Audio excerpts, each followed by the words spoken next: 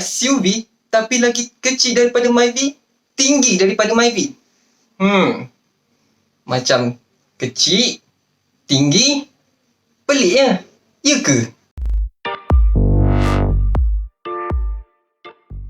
Hai, Assalamualaikum. Anda kini bersama saya lagi, Haziq, di channel Haziq Auto Review. Terima kasih kerana setia bersama saya. Seperti kita sedia maklum bahawa Proton bakal melancarkan X50 pada tahun ini. Dalam kehangatan orang sibuk menceritakan tentang Proton X50, tiba-tiba Pro 2 kacau lain lah pula.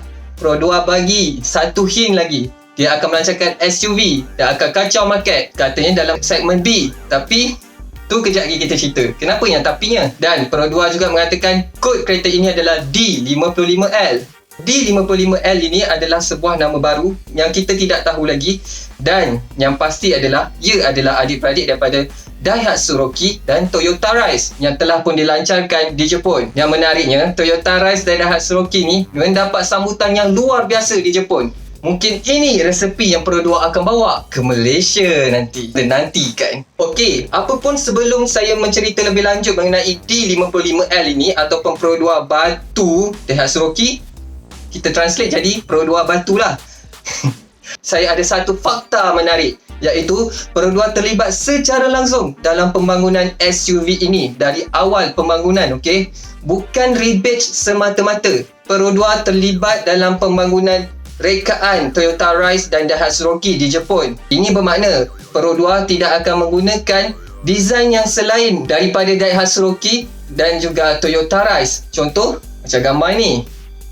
Rekaannya tak jauh, tapi kita nampak bayangan dia macam mana Pro 2 tu nanti. Kerana mereka tidak akan mengeluarkan kos yang lebih besar untuk mengeluarkan desain yang serba baru. Ini adalah strategi yang sama dilakukan oleh Pro 2 Arus. Pro 2 terlibat secara langsung dari awal pembangunan Pro 2 Arus, Toyota Rush dan Daihatsu Terios. Okey, kita berbalik. Yang peliknya, harga dan saiz. Okey, yang pertama saya nak cerita pasal saiz.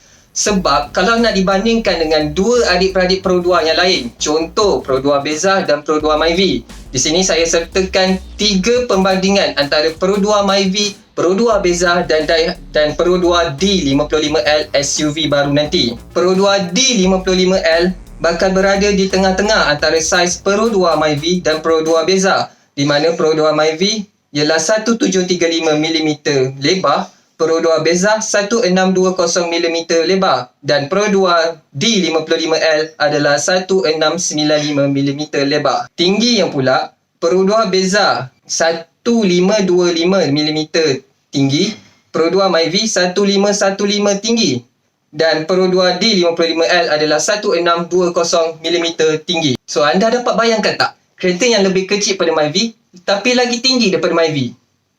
Macam Proton juara apa ada kak?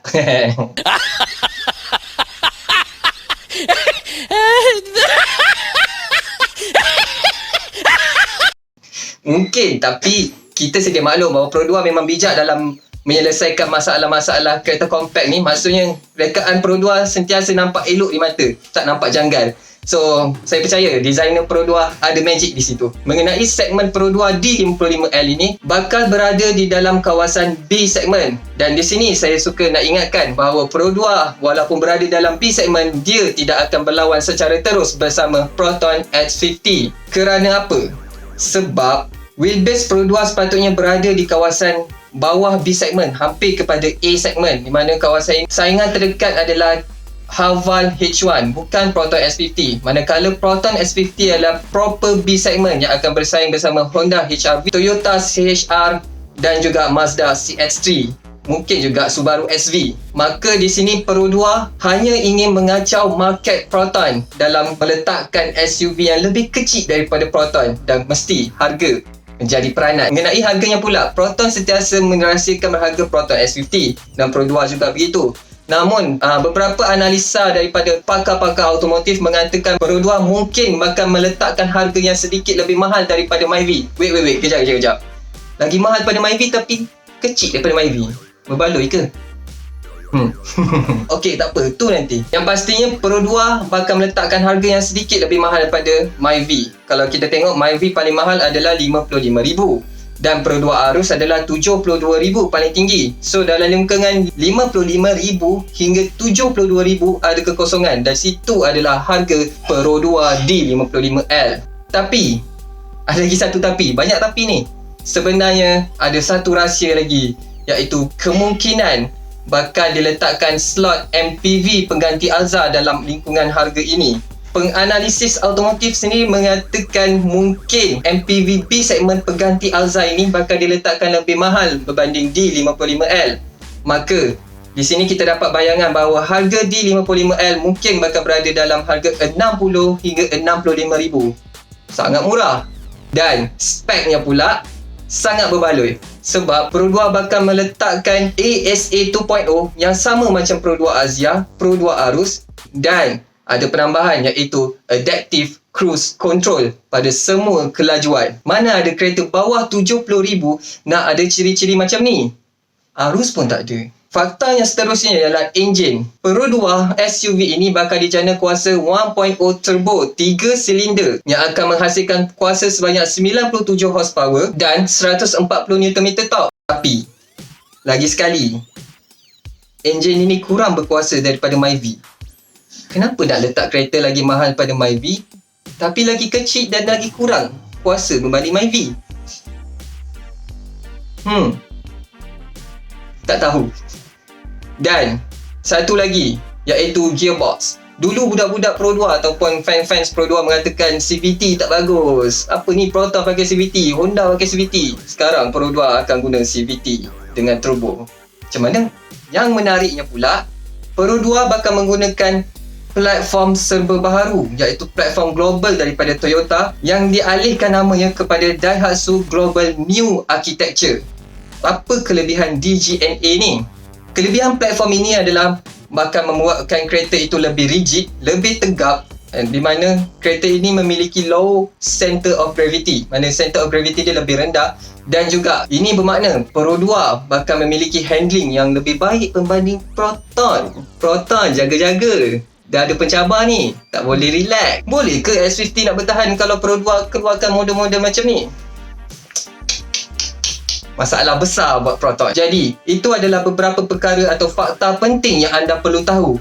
Dan kita sebagai pengguna, lihat daripada pandangan kasar Pro 2 D55L yang bakal dilancarkan tahun ini, adakah berbaloi untuk kita semua? Kalau bagi saya, berbaloi pada harganya.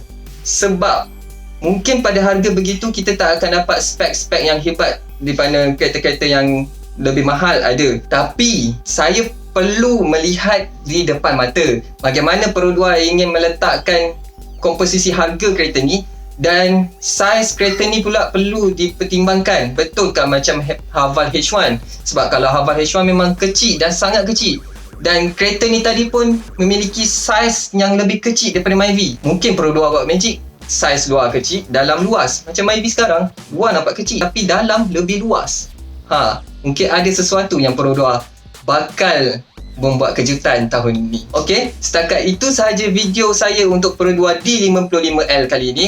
Dan bagi anda yang pening untuk memilih sama ada nak pilih Pro 2 ke Proton, saya akan membuat video secara ringkas, mungkin pada episod yang lain, di mana saya akan memberi pandangan secara ringkas perbezaan antara Proton S50 dan Pro 2 D55L, supaya anda boleh memilih sama ada Proton atau Pro 2. Okey? Nantikan video saya yang itu, dan buat masa ini terima kasih kerana menonton video ini. Dan jika anda suka, jangan lupa subscribe, like dan share. Saya amat menghargai atas keprihatinan anda semua terhadap channel ini, dan sebarang pandangan anda boleh nyatakan di ruangan komen di bawah. Semoga anda mendapat info yang bermanfaat daripada video kali ini. Selamat berpuasa bagi yang beramal Islam. Kita jumpa lagi. Assalamualaikum.